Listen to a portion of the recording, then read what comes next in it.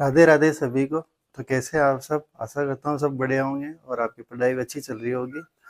और अपने जो लाभ हानि टॉपिक चल रहा है, इसमें पिछली क्लास में अपन ने वो सवाल किए थे जिनका क्रय मूल्य यानी खरीदा हुआ मूल्य समान हो। आज की क्लास में अपन वो सवाल करेंगे जिनका विक्रय मूल्य यानी बेचा हुआ किसी वस्तु को बेचने पर जो मूल्य है वो समान हो। ठीक है। और अगर आपने पुरानी क्लास नहीं देखी तो डिस्क्रिप्शन बॉक्स में लिंक है, वहां से देख ले। और आप चैनल पर नए हैं तो प्लीज़ चैनल को सब्सक्राइब करें और वीडियो को लाइक करें। तो आज का अपना पहला सवाल लेते हैं। तो आज का अपना पहला सवाल क्या है देखना। कल वाले सवाल में और आज वाले सवाल में क्या अंतर रहेगा कि कल वाला सवाल था जहाँ पर क्रय मूल्य समान था, आज विक्रय जो मूल्य है वो समान है। विक्रय मूल्य समान है, एक जैसा है। देखो कैसे, दो वस्तुओं में प्रत्येक का विक्रय मूल्य 2880 रुपये। ठीक है, कल सेम वैल्यू ये ली थी अपन ने, 2880 रुपये। क्या है, आज विक्रय मूल्य समान है, कल खरीदा हुआ मूल्य। आज इनको दो वस्तु है, दो वस्तुओं में प्रत्येक को यानी 180 2880 में बेचा गया, दूसरी वस्तु को 2880 रुपये में बेचा गया। पहली वस्तु को 20% लाभ, यानी दो वस्तुएं बेची जिनमें पहली वस्तु को 20% लाभ तथा दूसरी वस्तु 20% हानि पर बेची गई। तो बताओ उस पूरे सौदे में कुल कितने प्रतिशत लाभ अथवा हानि हुई। यानी विक्रय मूल्य समान है तो इस पूरे सौदे में एक तो 20% लाभ, एक 20% हानि से बेची, तो पूरे सौदे में कुल कितने प्रतिशत लाभ अथवा हानि हुई। ठीक है, तो ये सवाल है। देखो इसकी एक मैं छोटी सी ट्रिक भी बताऊंगा। अगर लाभ विक्रय मूल्य समान हो और अगर लाभ और हानि प्रतिशत अगर इनकी वैल्यू भी समान हो तो एक सीधा सा सूत्र बताऊंगा। पर पहले एक बार फुल देख लें कि मान लें अपन, देखो ऐसे करते हैं सवाल। तो माना कि अपन वो पहली वस्तु का जो क्रय मूल्य है वो 100, ठीक है, दूसरी वस्तु का 100। पहली वस्तु को 20% लाभ पर बेचा गया यानी 120 में बेचा गया होगा। दूसरी वस्तु को 20% हानि पर बेचा गया, डेट में 80 में बेचा गया होगा। तो ये आपकी क्या है, सेलिंग प्राइस यानी विक्रय मूल्य। ये विक्रय मूल्य, ये क्रय मूल्य।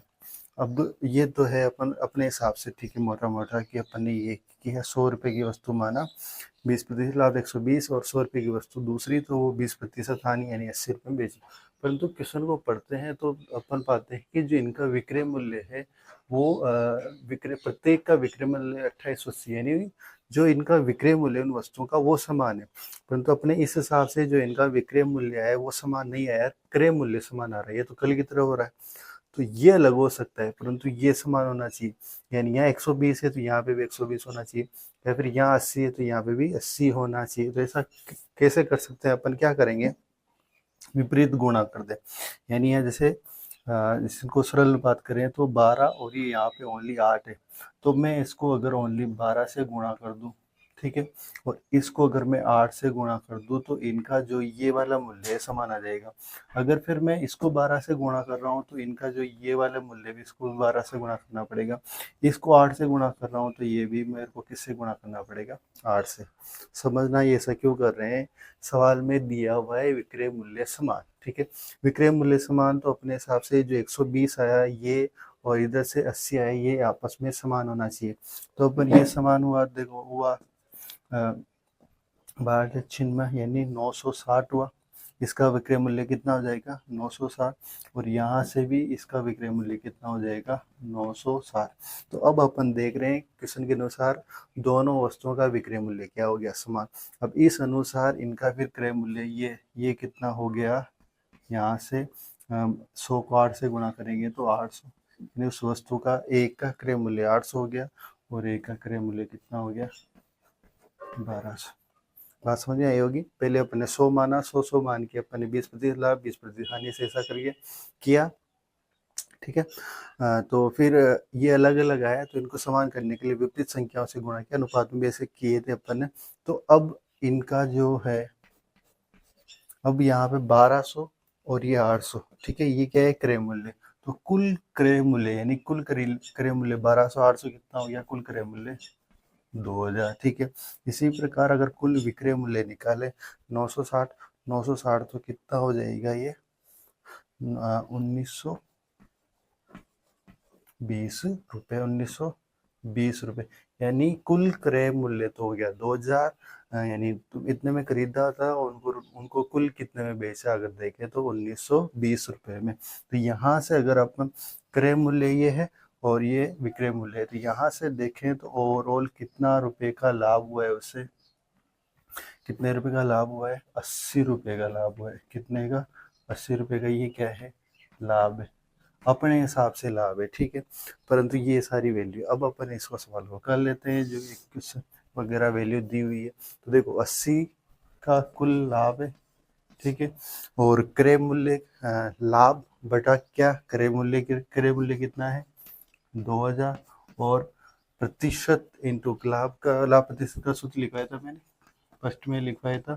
लाभ क्या होता है, लाभ बटा क्रय मूल्य इंटू 100। तो लाभ आ गया, क्रय मूल्य आ गया 2000 और इंटू 100 से मल्टीप्लाई कर देंगे, ठीक है। तो इन दो जीरो से ये दो जीरो, इस जीरो से जीरो, 2 को 8 से काटेंगे तो कितना आया, 4% क्या आ जाएगी। ये देखो यहाँ पे सॉरी यहाँ पे ये लाभ लिख रहा था मैं, ये हानि है था।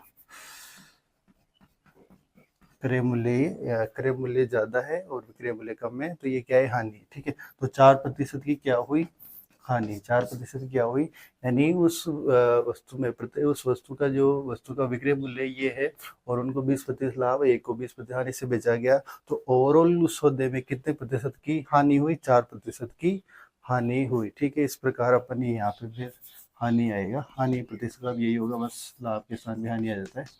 तो हानि कितने प्रतिशत की हानि हुई, 4% की हानि हुई। तो इस प्रकार अपन इसको निकाल सकते हैं। परंतु मैंने कहा था कि इसको एक शॉर्ट ट्रिक से अपन कर सकते हैं। शॉर्ट ट्रिक क्या हो जाएगी, नेक्स्ट ट्रिक क्या हो जाएगी, देखो अगर विक्रय मूल्य समान हो और उनका लाभ और लाभ प्रतिशत और हानि प्रतिशत दोनों समान है, तो ऐसी स्थिति में हमेशा एक सूत्र लगा सकते हैं, x² बटे 100% हानि होती है हमेशा।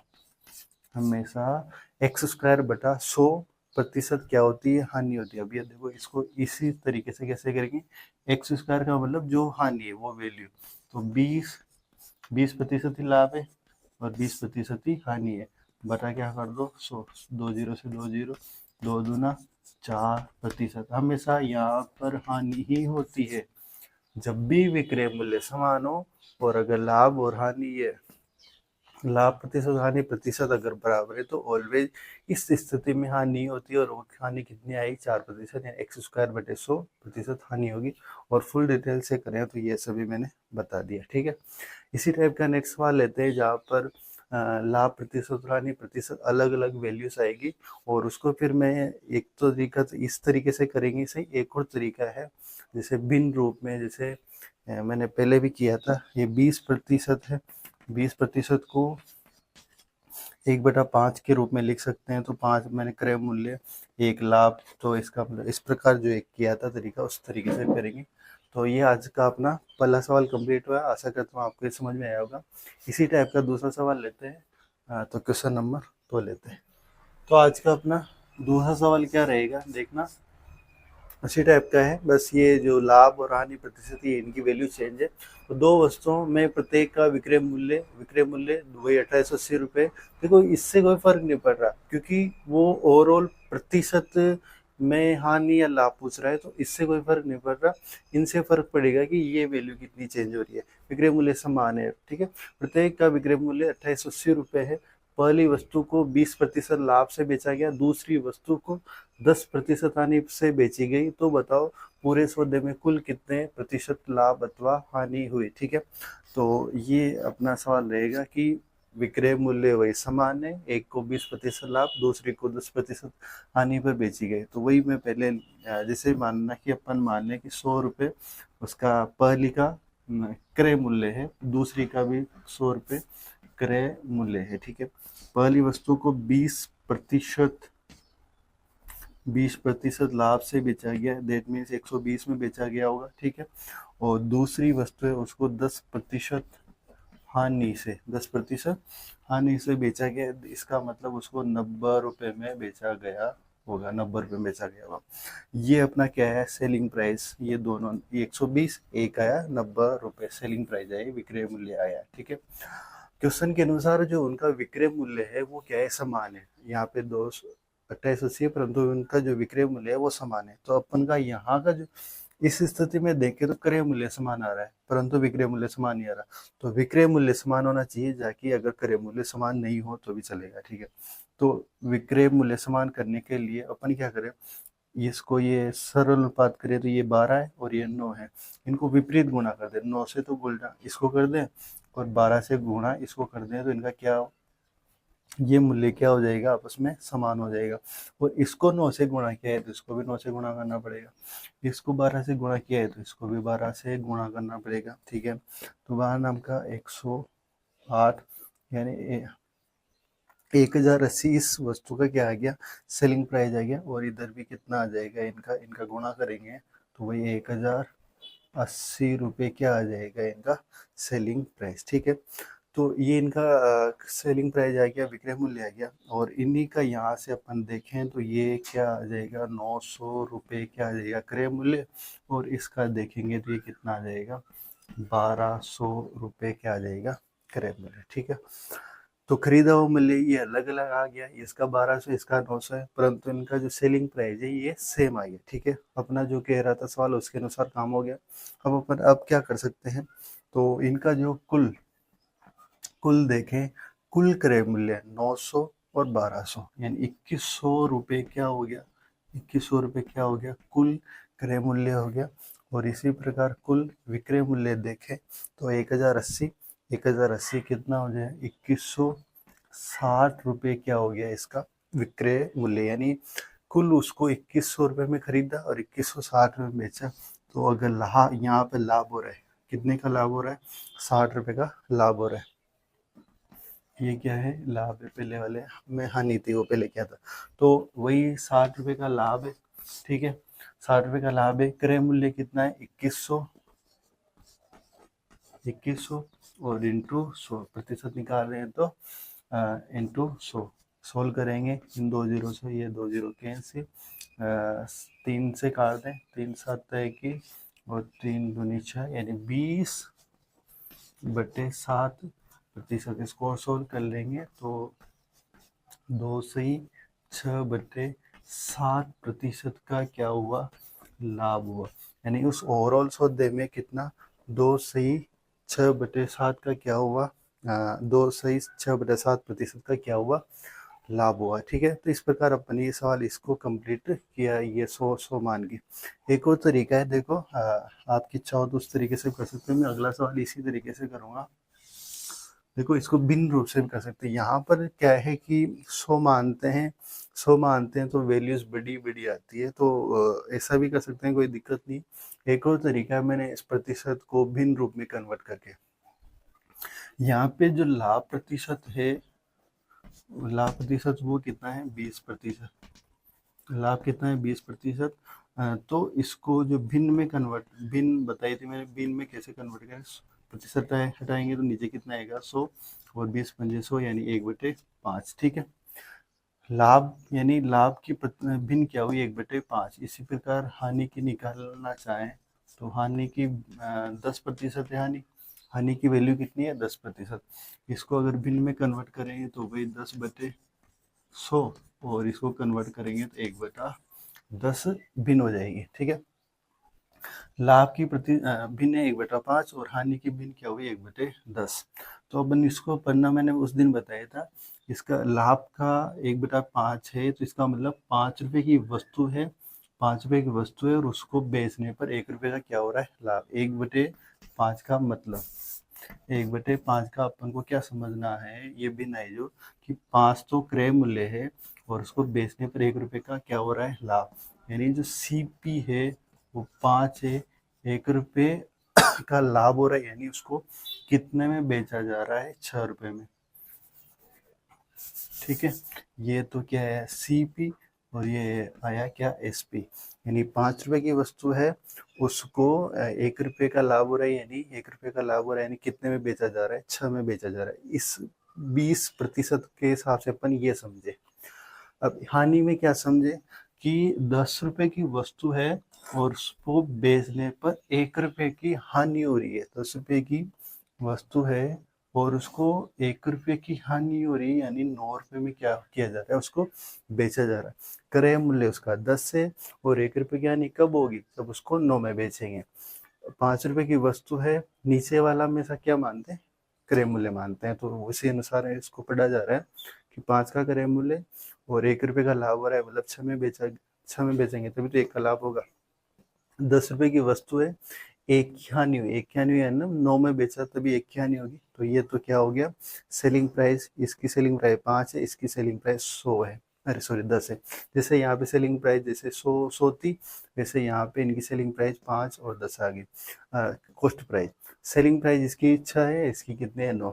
अपन क्वेश्चन के अनुसार देखिए तो इनकी जो विक्रय मूल्य है, जो सेलिंग प्राइस है, ये समान होना चाहिए। यहाँ पे भी समान नहीं थी, यहाँ पे समान नहीं आ रही, यहाँ पे समान नहीं थी, तो समान नहीं थी तो अपन ने क्या किया था, विपरीत गुणा, इस वाली वैल्यू से तो इसको गुणा और इस वाली वैल्यू से इसको गुणा, यहाँ पे वैसे ही करेंगे। तो क्या करेंगे, इनका जो अपन को सेलिंग प्राइस समान करनी है, तो क्या करें, इसको भी 9 से गुणा कर दें, और 9 था तो इसको 9 से गुणा कर दिया, और इसको किससे गुणा कर दें, 6 से। अब इसको 9 से किया है तो इसको भी 9 से गुणा करना पड़ेगा, इसको 6 से गुणा किया है तो इसको भी किससे गुणा करना पड़ेगा, 6 से गुणा करना पड़ेगा, ठीक है। तो इनकी जो सेलिंग प्राइस ये कितना आ जाएगी, 54, और ये कितने आ जाएगी, 54, यानी इनका जो सेलिंग प्राइस है, विक्रय मूल्य, ये समान आ गया, और जो कॉस्ट प्राइस है ये कितना आ जाएगा, 45, और ये कितना आ जाएगा, 60 रुपये, कितना आ जाएगा, 60 रुपये, ठीक है। ये तो बात समझ में आ गई होगी। ये सेलिंग प्राइस अपने 5 मानी, अच्छा उसका सेलिंग प्राइस होगी, तो इनको समान करने के लिए इसको तो 9 से गुणा किया, इसको 6 से, 54, तो अपन देखेंगे कि कुल जो कुल है वो कुल सेलिंग प्राइस, जैसे यहाँ पे कुल सेलिंग प्राइस अपन ने निकाली थी कितनी, 2160, यहाँ पे कुल सेलिंग प्राइस कितनी आ गई, 54,108, ठीक है। और यहाँ पर इनकी सेलिंग प्राइस देखें, कुल सेलिंग प्राइस देखें 45 और 60, कितनी आ जाएगी ये, 105, कितनी आ जाएगी, 105, यानी कुल एक क्रय मूल्य 105 है और विक्रय मूल्य कुल कितना है, 108। तो ओवरऑल देखें तो कितने का लाभ हो रहा है, 3 का लाभ हो रहा है। देखो सारी प्रक्रिया यही है, बस यहाँ पे वैल्यूज बड़ी आई है, वही 1080 वगैरह बड़ी वैल्यू आई है, यहाँ पे भिन्न के रूप में बस छोटी वैल्यू आई है, 54, 45 से छोटी वैल्यू आई है। तो ओवरऑल देखें 105 से यहाँ पे कितने का लाभ, यानी 108 में बेचा गया है, 105 में खरीदा गया है, तो कुल कितने का लाभ हुआ, 3 का लाभ हुआ। क्रय मूल्य कितना है, 105 है, और इनटू अपन प्रतिशत निकाल रहे हैं तो इनटू क्या कर देंगे, 100, 3 से ये कितनी बार कटेगा, 3 3 9, वो तीनों 35, यानी 35 बार कट जाएगा। और अगर 20 के पार्टे से 5 के पार्टे से काटेंगे तो ये कटेगा 20 बार और ये कटेगा 7 बार, तो वैल्यू क्या है, 20/7, जो यहाँ पे भी वही आई थी। इसको और सरल कर लेंगे तो 2 से 6/7% का क्या हुआ, लाभ हुआ, ठीक है। इस प्रकार 2 से 6/7 का क्या हुआ, लाभ। तो एक मेथड तो ये है और एक मेथड ये है, तो आपको जो इच्छा लगे उससे कर सकते हैं, ये भी ठीक है, बस इसमें वैल्यू छोटी आती है, बाकी प्रक्रिया वही है। और एक ये है जो अपन हमेशा 100 मान के करते हैं, उससे भी हो जाता है, ठीक है। तो आज का अपना ये दूसरा सवाल कंप्लीट हुआ। तो आशा करता हूँ ये दोनों मेथड और ये सवाल आपको समझ में आया होगा, और अगर समझ में आया तो प्लीज़ वीडियो को लाइक कर दें। अब अपन आज का तीसरा सवाल लेते हैं। तो आज का अपना तीसरा सवाल क्या है, देखना, दो वस्तुओं में प्रत्येक का जो विक्रय मूल्य है 1760, यानी विक्रय मूल्य वही समान है, विक्रय प्रत्येक का विक्रय मूल्य कितना है, 1760 रुपये। पहली वस्तु को 10% लाभ तथा दूसरी वस्तु को 20% हानि पर बेची गई, यानी पहली वस्तु को 10% लाभ से बेचा, दूसरी वस्तु को 20% हानि पर बेची गई। तो बताओ पूरे सौदे में कुल कितने प्रतिशत का लाभ अथवा हानि हुई, यानी पूरे सौदे में कुल कितने प्रतिशत लाभ अथवा हानि हुई। पहले की तरह सवाल है, कैसे करेंगे, मैंने कहा था इस बार भिन्न से करेंगे इनको। तो देखो लाभ है, लाभ की भिन्न है वो 10% है, लाभ कितना है 10%। इसको भिन्न में कन्वर्ट करेंगे तो वही 10/100 और कन्वर्ट करेंगे तो 1/10 आएगी। 1 बटा क्या आया 10, 1/10। इसी प्रकार हानि को देखें तो हानि है कितनी 20%। हानि है 20%। भिन्न में चेंज करेंगे तो 20/100, दैट मीन्स 1/5 क्या आ गई हानि आई। ठीक है, लाभ देखे तो 1/10 हुआ है और हानि हुई है तो 1/5 हुई है। इसका मतलब क्या हुआ कि किसी वस्तु, लाभ को देखें, इसका 1/10 का मतलब क्या हुआ कि कोई वस्तु 10 रुपए की है और उसको बेचने पर क्या हो रहा है 1 रुपये का क्या हो रहा है लाभ हो रहा है। 10 रुपए की वस्तु है, उसको बेचने पर 1 रुपये का लाभ हो रहा है। दैट मीन्स उसका जो सेलिंग प्राइस है, विक्रय मूल्य वो कितना है 11 है, और जो क्रय मूल्य है वो कितना है 10 है। तभी तो उसको 1 रुपये का लाभ कब हुआ, जब 10 रुपए की वस्तु है 1 रुपये का लाभ हुआ, यानी 11 में बेचा गया। ये तो हुई लाभ वाली भिन्न की बात। ठीक है, अब यहाँ पे देखते हैं दूसरी वस्तु है, उसको 1/5 की हानि होती है, यानी 5 रुपए की वस्तु है वो, 5 रुपए की वस्तु है वो, और उसको बेचने पर 1 रुपये की हानि हो रही है। 1 रुपये की हानि हो रही है, इसका मतलब 4 रुपये में उसको बेचा जा रहा है। 5 की वस्तु थी, 4 में बेचा गया, तभी तो 1 की हानि हुई। तो ये इस वस्तु के लिए क्या है सेलिंग प्राइस, और उस वस्तु के लिए कॉस्ट प्राइस, यानी जो क्रय मूल्य है वो कितना है 5 है। ठीक है, क्वेश्चन के अनुसार देखें तो प्रत्येक का विक्रय मूल्य 17,000, यानी जो विक्रय मूल्य है सेलिंग प्राइस है ये समान होना चाहिए। यानी यहाँ 11 है तो यहाँ भी 11 होता है, या फिर यहाँ 4 है तो यहाँ भी 4 होता है। ऐसा नहीं है तो क्या करें, विपरीत गुणा करें। इसको गुणा करते हैं 4 से और इसको गुणा करते हैं 11 से। गुणा किया तो ये आया 44 और ये आया 44। इनका ये, अब ये भी कितना आ जाएगा 44। ठीक है, इनका विक्रय मूल्य जो सेलिंग प्राइस है, विक्रय मूल्य है, ये कितना आ गया, आएगा बराबर आ गया 44 आ गया। तो परंतु इसको 4 से गुणा किया था तो इसको भी किससे गुणा करना पड़ेगा 4 से। इसको 11 से गुणा किया था तो इसको भी किससे गुणा करना पड़ेगा 11 से। तो ये गुणा किया तो ये आ जाएगा 40, और ये गुणा किया तो ये आ जाएगा 55, ये आ जाएगा 55। ठीक है, तो अगर अब तो इनका जो सेलिंग प्राइस है, जो विक्रय मूल्य है, ये क्या आ गया बराबर कॉस्ट प्राइस है, ये जो अलग अलग आ गया, एक का 40 आ गया और एक का 55 आ गया। ठीक है, हाँ, इस सवाल को वही जो 100 मान के करना था 100 मान के वैसे भी कर सकते हैं, कोई दिक्कत नहीं है। मैं बिन से कर रहा हूँ, इसे ही करेंगे तो भी वही आंसर आएगा, 100 मान के करेंगे तो भी वही आंसर आएगा। ठीक है, तो देखें, अब इनका देखें जो कुल जो सेलिंग प्राइस है वो कितनी हुई 88 रुपये हो गया। यानी कुल अगर दोनों वस्तुओं को बेचने की बात हुई तो कुल मिला के 88 रुपये में बेचा गया है, और अगर कुल मिला के दोनों वस्तुओं को खरीदने की बात हुई क्रय मूल्य, तो 45 और 55 कितना हुआ 95 रुपये उनका क्या हो गया क्रय मूल्य, और जो सेलिंग प्राइस है विक्रय मूल्य वो कितना आ गया 88 रुपये। ओवरऑल देखें तो देखो क्रय मूल्य ज़्यादा है, विक्रय मूल्य कम है, इसका मतलब उसको हानि हुई है। खरीदा ज़्यादा में, बेचा कम में है, तो एक तो हानि हुई। सबसे पहली बात अपन को ये पता चली कि हानि हुई। अगर कहीं ऑप्शन में हानि वाला ऑप्शन है तो उसको ही टिक करेंगे, लाभ वाला ऑप्शन तो वैसे भी कट जाएगा। पर कितनी हुई है ये भी अगर अपन को निकालनी है तो कैसे निकालेंगे, कितने की हानि हुई, ये कितने की हानि हुई दिख रही है अपन को 7 रुपये की क्या दिख रही है हानि दिख रही है, 7 रुपये की हानि दिख रही है। प्रतिशत में देखें तो 7 हानि बटे क्रय मूल्य, हानि का मान कितना है 7 है, क्रय मूल्य कितना है 95 है। ठीक है, हाँ 95 है, और इंटू 100 हानि प्रतिशत निकाल रहे हैं तो ये हानि 7 रुपये की हानि दिख रही है अपन को यहाँ से 88 95 कितनी हानि दिख रही है 7 रुपये की हानि दिख रही है। क्रय मूल्य कितना है, नीचे क्रय मूल्य आ जाएगा तो 95 इंटू क्या कर देंगे 100। ठीक है, 5 से काटेंगे तो ये कितनी बार कटेगा 20 बार, ये कितनी बार कटेगा 19 बार, ये कितनी बार कटेगा 19 बार। 7 से एक 20 को गुणा करेंगे तो 140 बटे कितना आ जाएगा 19, 40 बटे 119। इसको सोल्व करेंगे तो 7 सही 7 बटे 19 प्रतिशत की क्या है हानि है? 7 से 7 बटा 19% की क्या हुई हानि हुई, यानी उस ओवरऑल उस पूरे सौदे में 7 से 7 बटा 19 की क्या हुई हानि हुई। तो आज अपन ने वो सवाल किए जिनका विक्रय मूल्य सवाल समान था। पिछली क्लास में अपन ने किए थे कि जहाँ उन वस्तुओं का क्या था, क्रय मूल्य समान था। तो ये अपन ने सवाल किए। आने वाली क्लास में इन दोनों के मिक्स वाले जो सवाल होंगे उन सवालों को अपन आगे की क्लास में करेंगे। ये अगर आपको सवाल समझ में आए तो प्लीज़ वीडियो को लाइक कर दें और चैनल को सब्सक्राइब कर दें अगर चैनल पर नए हैं तो। आज के लिए इतना ही काफ़ी है, मिलते हैं नेक्स्ट क्लास में। Thank you.